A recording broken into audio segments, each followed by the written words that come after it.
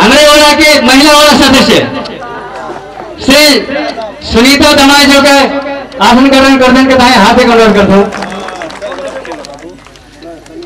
वैसे करके क्या थे कि जहाँ बैजनाथ मंदिर के सह पुजारी श्री कविदास राणा जो के आसन ग्रहण करने के दाएं हार्दिक अनुरोध करता हूँ। कलश में तो सब गिराए डाल रही हेलो हेलो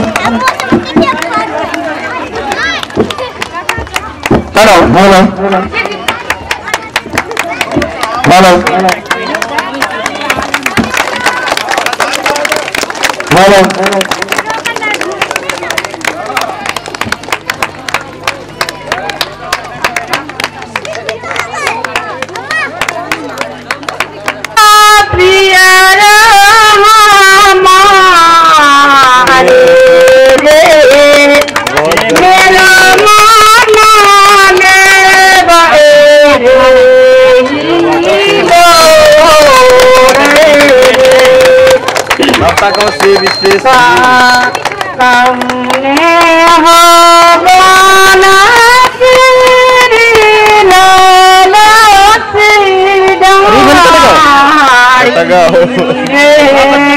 जल्दी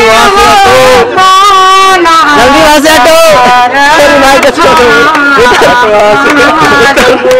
नगर प्रमुख